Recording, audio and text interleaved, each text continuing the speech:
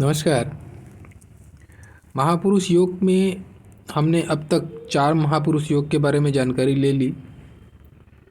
तो जो नहीं देखे हैं, जो पहली बार देख रहे हैं, आपको इच्छा है अगर बाकी जो 4 महापुरुष योग हैं, रुचक, मालव्य, हंस महापुरुष योग, भद्र महापुरुष योग, इनमें से किसी की भी जानकारी आप चाहते हैं तो आप वीडियो लिस्ट में जाके देख सकते हैं।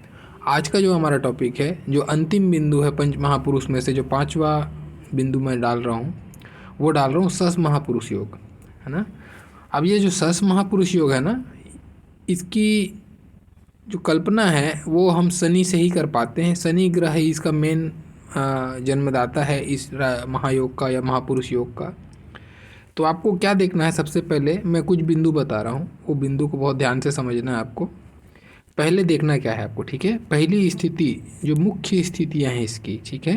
पहली स्थिति क्या होगी, आपका हाथ, आपका जो हाथ है ना, ये पूरी हथेली की जो कलर होगी, और शरीर यानी कि जो आपकी हथेली है छूने में नरम होनी चाहिए, बहुत ज़्यादा एकदम कठोर नहीं होनी चाहिए।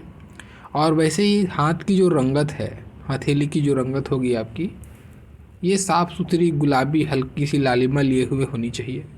शुभ स्थिति है। अगर कभी मान लो काला काला धब्बा बन रहा है ना, तो ये फिर क्या है, ये महापुरुष योग में फिर आपको कमी महसूस कराएगी, आपको वहाँ से वो संपूर्ण फल की प्राप्ति नहीं हो पाएगी। तो इसीलिए पहला जो कंडीशन मैंने बताया आपको कि हथेली का कलर अच्छा होना चाहिए और हाथ की बनावट ठीक ठाक होनी चाहिए।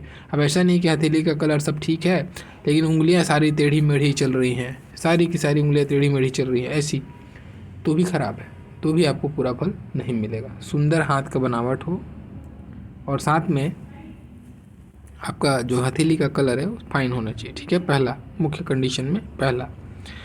दूसरा कंडीशन क्या रखना है, दूसरा कंडीशन आपको ध्यान देना है, क्योंकि शनि की बात हो रही है ना, तो ये जो होता है ना, ये जो एरिया यानी कि जो उंगली, बीच वाली उंगली के नीचे का जो हिस्सा होता है, इसको हम बोलते हैं शनि का पर्वत। पर्वत शब्द बोलने का मतलब ये है कि वहाँ उठान होता है। लेकिन इस महापुरुष योग में मैं आपको समझा दूँ, आपका जो शनि का क्षेत्र है ना, वो फ्लैट होना चाहिए। जैसे आप देखते हैं बहुत सारे जगह में देखेंगे आप, चाहे गुरु में देखो, बहुतों के हाथ में अलग अलग स्थितियाँ होती हैं। यहाँ पे जो एरिया है ये हल्का सा फूला रहता है, यहाँ का एरिया हल्का फूला रहता है जनरली, है ना।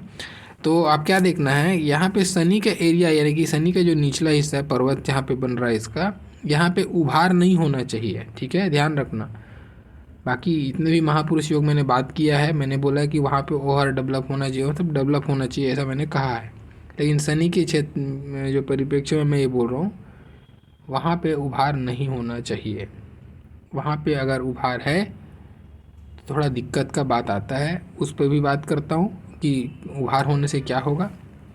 और ऐसा भी नहीं होना चाहिए कि दबा हुआ, कई लोग का यहाँ पे देखोगे आप तो ऐसा यहाँ पे दबा हुआ दिखता है थोड़ा सा, ये जो क्षेत्र है ऐसा लगता है कि गड्ढा है, ऐसा फील होता है कई लोग का। तो वैसा भी नहीं होना चाहिए, ना दबा होना चाहिए ना उठा होना चाहिए, ऐसा बिल्कुल चिकना फ्लैट होना चाहिए। यहाँ का जो सरफेस का हाइट है और उंगली के ऊपर में जो हाइट है मैच होना चाहिए, उसको बोलते हैं फ्लैट पर्वत। तो फ्लैट अगर पर्वत है तो अच्छा है। अभी ऐसा क्या है इनके पर्वत में, उठा हो, दबा हो या फ्लैट हो, इसके तीनों का क्या अर्थ होता है। देखो, जब पर्वत कभी दबा हो ना, यानी कि गड्ढा बन रहा हो, यहाँ पे दबा होने का मतलब क्या कहलाता है, ऐसा व्यक्ति को जीवन में संघर्ष करना पड़ता है। शारीरिक बनावट इनकी जो शारीरिक यानी कि जो नस से संबंधित, शनि मेन चीज़ नस का कारक है, ज्वाइंट का कारक है हड्डी में, ठीक है। हड्डी यानी कमर का दर्द हो गया, जो भी आपका बोन का ज्वाइंट है, पैरों का, जांघों का, इसके भी कारक बनते हैं। तो ऐसे लोग जो है शारीरिक रूप से कमज़ोर होते हैं। ऐसे लोगों को लकवा या फिर नस से संबंधित बीमारी, साइटिका, ये सब सारी चीज़ों का प्रॉब्लम देखने को मिलता है।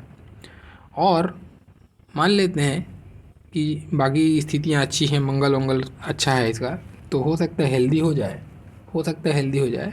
लेकिन अगर पर्वत दबा होना तो ऐसे समय में धन के मामले में इंसान को संघर्ष करना पड़ता है। ऐसे लोगों के ऊपर में लोन चलता है, ईएमआई चलता है, कुछ न कुछ प्रकार का कर्जा उसको बताता है अगर पर्वत दबा रहता है तो, ठीक है। कर्ज के तले दबे रहने की स्थिति को ही जनरेट करता है। तो ये स्थिति हो जाती है, तो नेगेटिव स्थिति बन रही है ना दोनों ही कंडीशन में। चाहे आप कर्जा लो या ख़राब स्वास्थ्य के मालिक हो, तो आप कहने का मतलब दरिद्र होते हैं। देखो, स्वास्थ्य जो है ना वो भी धन है। दरिद्रता उसको भी कहा जाता है जिसका स्वास्थ्य खराब होता है ना, उसको भी दरिद्र शब्द यूज किया जाता है ज्योतिष में। इसका मतलब ये होता है कि स्वास्थ्य से वो दरिद्र है, वो सुख नहीं है उसके पास धन का। तो जब स्वास्थ्य सही रहेगा तभी आपको धन का सुख मिलेगा। भले ही आपके पास धन हो, अलग मैटर करता है, तो इसीलिए उसको दरिद्र संज्ञा दी जाती है। दूसरा देखो, अब पर्वत मान लेते हैं कि ओवर डेवलप है या डेवलप्ड है, फूला हुआ पर्वत है। इसका क्या मतलब हुआ? फूला हुआ पर्वत अगर है यहाँ पे, तो ऐसा व्यक्ति, अब देखना ये तो समझना है। पहले मैं बोला कि पर्वत दबा होता है तो शारीरिक रूप से कमज़ोर होता है, ठीक है ना। तो कमज़ोर होगा तो उसके अंदर में एनर्जी लेवल क्या होगी? डाउन होगी। तो वो व्यक्ति कर्म, शनि क्योंकि किसका कारक है? कर्म का कारक है। आप जो कर्म करते हैं ना, जो श्रम करते हैं अपनी एम, जो भी आपका लक्ष्य है उसकी प्राप्ति के लिए आप परिश्रम करते हैं, तो शनि आपको परिश्रम कराता है। तो अगर दबा होगा तो क्या होगा? आप परिश्रम कर नहीं पाएंगे, चाहेंगे तो नहीं कर पाएंगे, चाहे परिस्थितियाँ कैसी भी हो, चाहे आपका स्वास्थ्य खराब हो या फिर आपकी मनसा ही खराब हो, आप निठल्ले हों, ठीक है, ये भी हो सकता है। कर्म करना ही नहीं चाहते हैं, तो शनि पर्वत दबा हो तो कर्म नहीं करना चाहता है। अब अगर उठा हो तो क्या होगा? अब अगर ये उठा होगा ना तो भी आलसी होगा। तो ये आलसीपन को बताता है, अपना काम दूसरे के ऊपर थोपने वाले। आप देखना अपने हाथ में, आजू बाजू जिसका भी हाथ आप देखते हो, घर में देखो आप, अगर आपके आसपास में कोई ऐसा व्यक्ति है जो हमेशा अपने काम को अवसर देखते रहता है कि किसी के माध्यम से मैं करा लूँ, मुझे ना करना पड़े, ऐसे जो काम किसी के ऊपर डालना लादना, ये जो स्वभाव होता है ना ऐसे लोगों का, आप देखना उसके हाथ में शनि का पर्वत उठा होता है। ये जो एरिया है ना यहाँ पे उठा रहता है ऐसे लोगों का। ऐसे लोग क्या कर, परिश्रम करना नहीं चाहते। ऐसे लोग आलसी स्वभाव के होते हैं, अपना काम दूसरे के ऊपर डालना, कैसा भी दिमाग लगाएंगे उसके लिए, मुझे कुर्सी से उठना ना पड़े, मुझे दिमाग लगा के कैसे भी करके दूसरे से काम निकाल लें, और निकाल लेते हैं। ठीक है, ये बढ़िया चीज़ ये है कि काम निकाल लेते हैं ऐसे लोग, लेकिन आलसी होते हैं। तो ये, और दूसरी चीज़ ये है, मान लो शनि का पर्वत उठा हुआ है तो ये जीवन में 22-23 की उम्र में आपको सफलता दिला देता है, ठीक है ना। आप जल्दी सफल हो जाते हो, नो डाउट, इसमें कोई शक नहीं है, आपको सफलता जल्दी मिल जाएगी अर्ली एज में। लेकिन जीवन में एक से अधिक बार, मतलब 2 बार कम से कम जीवन, आप लिख लेना है जो बात बोल रहा हूँ, देख लेना अपने हाथ में ऐसा हो रहा है कि नहीं। 2 बार आदमी को जीवन में पटकता जरूर है, ये ऊंचाई पर ले जाएगा, वहाँ से फिर पटकता है और फिर से आदमी को उठना पड़ता है। ये 2 बार ऐसे लोगों के जीवन में होता है। अगर ये पर्वत ज़्यादा उठा हुआ होता है तो सफलता भले जल्दी मिल जाती है, लेकिन वो फिर वो टिक नहीं पाती है, टिकने नहीं देती है, ठीक है ना। और ये जो आलस का स्वभाव है ये तो रहेगा ही रहेगा। अब दूसरी चीज़ बात करते हैं। अब यहाँ पे मैंने कहा कि फ्लैट हो गया, फ्लैट हो गया तो क्या होगा? फ्लैट हो गया तब ये आदमी, क्योंकि इस कारक किसका है? कर्म का है, तो ऐसा आदमी कर्म पे विश्वास करेगा, बहुत कर्म के प्रति इसको फोकस्ड रहेगा, परिश्रमी रहेगा, हार्ड वर्कर रहेगा, ठीक है ना। तो हार्ड वर्कर रहेगा, और शनि का स्वभाव ही है हार्ड वर्किंग का, परिश्रम का, तो शनि इनसे बड़े प्रसन्न रहते हैं। इसीलिए जो शश महापुरुष योग है, जो शनि का सर्वश्रेष्ठ राजयोग है, उस राजयोग में शनि का प्रसन्न होना जरूरी है। तो शनि का पर्वत आपको क्या होना चाहिए? यहाँ पे फ्लैट होना चाहिए, समझ गए। तो पहला चीज़ तो ये है कि शनि का पर्वत फ्लैट हो। तो पहला हमने क्यों लिखा कि हाथ का जो आकृति है, कलर है, उसके बारे में बताया था। दूसरा जो है पर्वत पे, तो मैंने इसको थोड़ा ज़्यादा लंबा समझा दिया, तो लेकिन ये ज़रूरी था क्योंकि अधूरा समझना भी ठीक नहीं, ठीक है। तो इसीलिए आपको शनि का पर्वत को फ्लैट होना ज़रूरी है शश महापुरुष योग में, ठीक है। अब तीसरा चीज़ देखो, अब इसमें रेखाएं कुछ तो ऐसी मायने रखेंगी ना जो खास बनाएंगी इसको। अब क्या खास बनाएंगे, अब ध्यान देना है। पहले आना है आपको मणिबंध पर, ठीक है। देखना जो मैं बता रहा हूँ वही चीज़ होनी चाहिए आपके हाथ में, तो ही शश महापुरुष योग है। नहीं तो सिमिलर रेखाएं और सिमिलर कंडीशन बहुत लोगों के हाथ में मिलेंगी और आप लोग फिर बोलेंगे कि मेरे हाथ में तो है लेकिन मुझे वो मिला नहीं, ठीक है। इसमें कुछ ज़रूरी बिंदु हैं, वो ध्यान देना। पहले मैं लिख देता हूँ, जो हाथ का कलर आकृति बताया। दूसरा मैंने बताया पर्वत के बारे में आपको, ठीक है। तीसरा है मणिबंध, ठीक है। ये मणिबंध की स्थिति मतलब ये 3 कम से कम मणिबंध आपके क्लियर होने चाहिए, 4 है तो अच्छी बात है, और फिर और बहुत बड़ा राजयोग हो गया हो, ठीक है ना। 3 तो कम से कम क्लियर होने चाहिए आपके, जो लाइन है ना, 3 लाइन क्लियर स्पष्ट रूप से दिखना चाहिए। ये हो गया मणिबंध का। अब चौथा स्थिति देखो, चौथा स्थिति क्या है, भाग्य रेखा, ठीक है, ये आपकी भाग्य रेखा। अब इसमें क्या देखना है आपको, भाग्य रेखा सामान्य भाग्य रेखा नहीं होनी चाहिए, क्योंकि ये तो महापुरुष योग है और उसमें भी बहुत बड़ा महापुरुष योग है, छोटा महापुरुष योग नहीं है ये। देखो पहले तो मणिबंध होनी चाहिए, मैंने कहा 3 मणिबंध आप बना दो यहाँ पे। मान लो अब सपोज करो ये 3 मणिबंध है, ठीक है। अब मणिबंध से शनि पर्वत तक एक रेखा जानी चाहिए जो पूरी तरीके से मणिबंध से निकल कर जाए, ठीक है ना, और इसी के नीचे में एक मछली बन जाए। मतलब मणिबंध से जहाँ से भाग्य रेखा निकल रही है वहाँ पे एक मछली की आकृति हो, जिसको हम केतु पर बोल सकते हो, केतु पर मछली की आकृति है और वहाँ उसके मुंह से भाग्य रेखा निकल के शनि पर्वत पर जाए, ऐसी स्थिति हो, ठीक है। यहाँ मछली की आकृति होनी चाहिए, उसके मुंह से एक भाग्य रेखा निकले और शनि पर पहुँचे।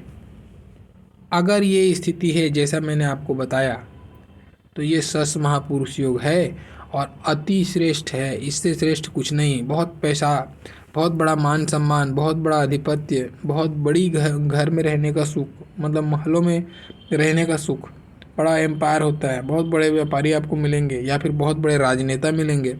छोटा सामान्य व्यक्ति ऐसा नहीं हो सकता, ऐसे लोग बहुत सक्सेसफुल होते हैं जीवन में, ठीक है। तो ये सस महापुरुष योग की पहचान है। अब आएगा बहुत लोगों का प्रश्न कि मेरा बना है, मुझे उतना फल नहीं मिला, तो इसके अब कंडीशन भी मैं बता देता हूँ। ये आपको पूर्ण फल कब मिलेगा, अधूरा फल कब मिलेगा, क्या है इसकी स्थिति। तो जो मैंने पहले 4 बिंदु आपको बताया ना, उस 4 में से जनरली आपका पहला बिंदु हो सकता है आपके पास में पूरा हो गया, आपका हाथ का बनावट ठीक है, ओके। दूसरा आपका बिंदु क्या था, पर्वत की स्थिति। यहाँ पे गड़बड़ होती है, लोग आदमी यहीं से गड़बड़ समझने की कोशिश करते हैं। तो पर्वत में फ्लैट होना चाहिए, ध्यान रखना है। और पर्वत में कोई तिल नहीं होना चाहिए, कोई दाग नहीं होनी चाहिए, कोई जाल नहीं बननी चाहिए। पर्वत साफ होना चाहिए, शनि का पर्वत साफ सुथरा होना चाहिए, कोई प्रकार का तिल दाग धब्बा नहीं होना चाहिए उस पर, ठीक है। तो अभी मान लो पर्वत सब अच्छा है, फ्लैट है, लेकिन उसमें तिल बन गया तो आपका फल वहाँ पे पूरा डाउन कर दिया उसने, ठीक है ना। तो आपको सस महापुरुष योग होने का फल नहीं मिलेगा और जीवन में 1 या 2 बार ऐसी घटना घटेगी उस तिल के कारण से कि आपको बहुत बड़ा नुकसान होगा, धोखा हो सकता है आपके साथ में, ऐसी स्थिति बनेगी, ठीक है। तो अपने को ये जो मैं देखना चाहिए, जो हम लोग का जो योग को काटने वाली स्थिति है ना, उसको भी बारे में बता रहा हूँ आपको। तो पर्वत की स्थिति साफ सुथरी होनी चाहिए। तीसरा चीज़ जो मैंने आपको मणिबंध से संबंधित चीज़ बताया, तो 3 मणिबंध बोला है मैंने, मिनिमम 3 मणिबंध आपके क्लियर होने चाहिए।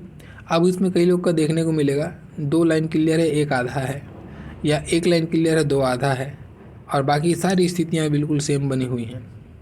तो सस महापुरुष योग नहीं बनेगा क्या, नहीं बनेगा। तो भी आपके अंदर में सस महापुरुष योग है, लेकिन उसका आंशिक प्रभाव मिलेगा। जितनी आपकी स्थितियाँ क्लियर हैं उसके हिसाब से उतना % आपको फल मिलेगा, ऐसा आपको समझना है, ठीक है ना। तो उसके प्रभाव में बहुत कमी आ जाएगी, बहुत आंशिक प्रभाव आपको देखने को मिल सकता है। एक महापुरुष योग की जगह केवल एक योग आपको मिले, ऐसा फल हो सकता है, ठीक है। तो तीनों मणिबंध 3 तो मिनिमम क्लियर होनी चाहिए, 4 है तो अति श्रेष्ठ है, 4 है तो अति श्रेष्ठ है, फिर बहुत ज़्यादा श्रेष्ठता उसमें, ठीक है। अब चौथा मैंने बताया था भाग्य रेखा के बारे में।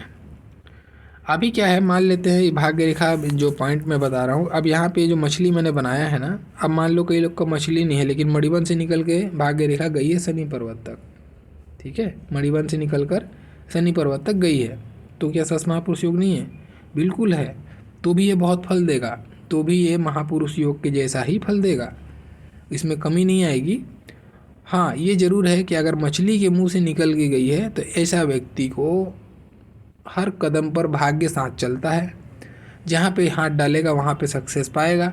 लेकिन अगर मणिबंध पर मछली नहीं है, कि मणिबंध से ही उठती भाग्य रेखा, तो भी लकी तो है, लेकिन इसको थोड़ा सा परिश्रम ज़्यादा करना पड़ेगा। थोड़ा ही इसके साथ में चीज़ें ये बोल सकते हो कुछ 19-20 का अंतर ज़रूर रहेगा, लेकिन ऐसा नहीं है कि उसको सफलता नहीं मिलेगी या उसको महापुरुष योग नहीं बनेगा, ठीक है। लेकिन उसका जो वॉल्यूम है वो थोड़ा कम होगा। अगर मछली के मुंह से निकला है तो वो अरबपति हो सकता है, तो आप करोड़पति हो सकते हो। इतना वॉल्यूम तो ज़रूर आएगा।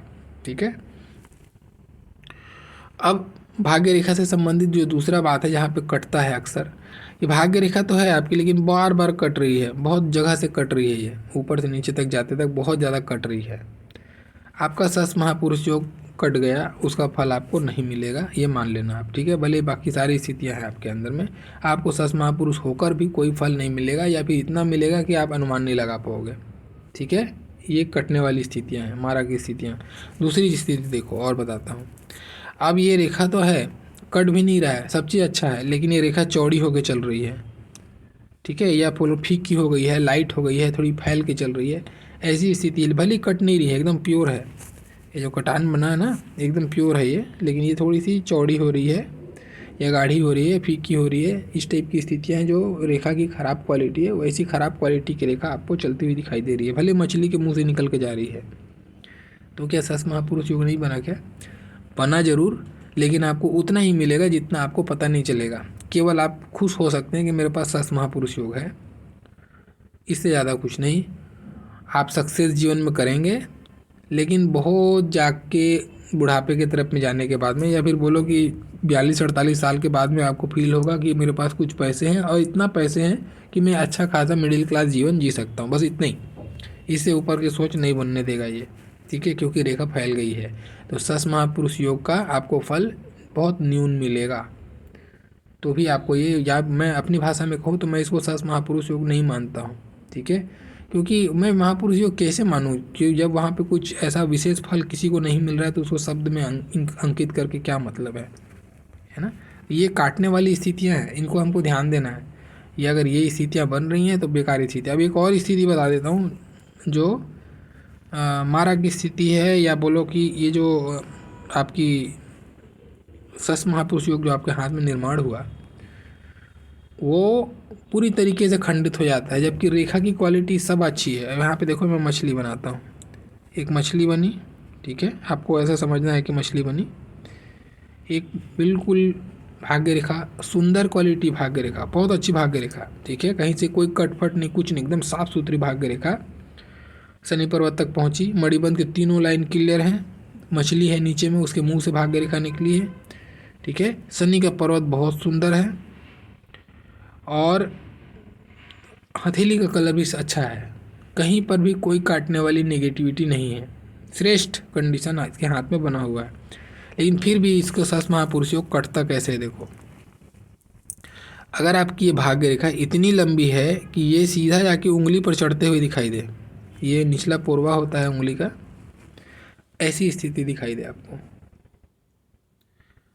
तो क्या ये सस महापुरुष योग हम इसको कहेंगे?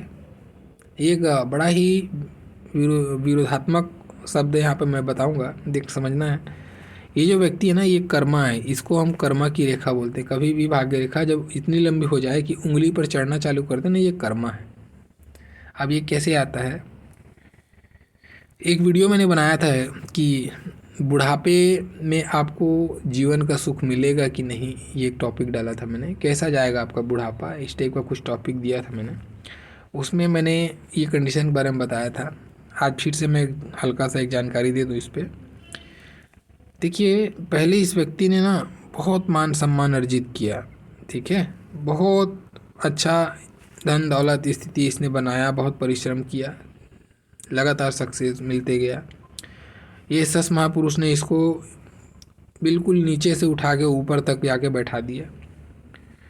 फिर इसने जो इसकी समृद्धि, जो इसको समाज में जो जगह मिला, जो धन मिला, उस पर घमंड करके अपनी चीज़ों को इसने खुद खराब किया। इसने अपने कर्मों को बिगाड़ा। ठीक है।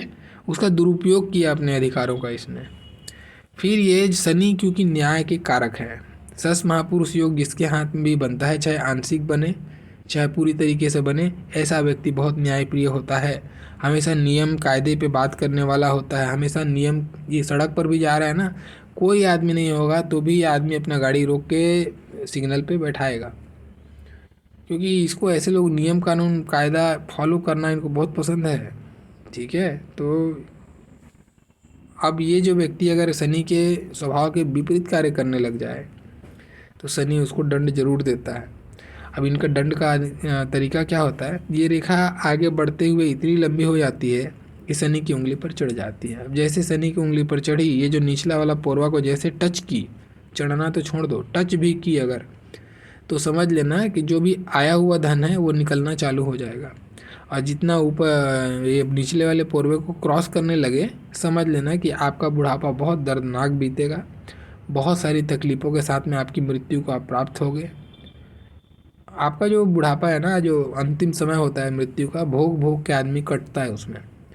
बहुत तकलीफ में बुढ़ापा ऐसे लोगों का होता है जिसका भी भाग्य रेखा जाके शनि के पोरवे को छूता है या चढ़ता है। घुल घुल के मरते हैं ऐसे लोग, ठीक है। इनके कर्मों को पूरा शनि वसूलता है। तो जब ऊपर चढ़ने लगे ना, तो आपका धन का नाश, आपने जो भी जमीन जायदाद पैतृक संपत्ति बनाया है उसका नाश, या नहीं नाश हुआ तो आपके बच्चों को काम नहीं आएगा, वो विवाद में कुछ ना कुछ फंस जाएगा, ठीक है। ऐसी स्थिति को जनरेट कर देता है कि आपका कमाया हुआ धन आपके जाने के बाद में ना आपके बच्चे के काम आएगा, और अगर कोई विवाद नहीं हुआ, नहीं मतलब है ज़मीन स्टोरेज है, तो बच्चों के बीच में ऐसा कुछ ना कुछ विवाद खड़ा रहेगा उस ज़मीन के लिए कि ना वो सुख भोग पाएंगे और आप तो चले ही गए हो, ठीक है। तो ये स्थिति बना कर रखता है। तो अभिशाप है, शनि का एक दंड है, कर्मा है, ये सारी चीज़ें हैं। तो ऐसा है ना, तो ये सस महापुरुष योग तो बिल्कुल फल मिला आपको। आपकी जवानी तक आपने बहुत अच्छा किया, फिर वो सस महापुरुष योग जो है एक महाश्राप के रूप में रिटर्न होके आता है जब ये स्थिति बन जाती है, ठीक है। तो इसको राजयोग बोलो कि दंड बोलो, अब आपके ऊपर छोड़ता हूँ मैं। तो ये था कुछ सस महापुरुष योग से संबंधित बातें। अगर आपको पॉइंट अच्छा लगा होगा तो लाइक ज़रूर कीजिएगा। जो पहली बार सुन रहे हैं, जो पहली बार देख रहे हैं, अगर लगे आपको कि दोबारा मुझे सुनना चाहिए तो चैनल को सब्सक्राइब कर दीजिएगा, ताकि और भी नए पॉइंट पे मैं डिस्कस कर सकूं। और हाँ, आप में से कोई भी व्यक्ति, कोई भी प्रश्न है अगर आपके दिमाग में, आप कमेंट्स में लिखिए, मैं उस पर चर्चा ज़रूर करूँगा, ठीक है। आप लोग का मेरा पूरा वीडियो देखने के लिए बहुत बहुत धन्यवाद। Thank you.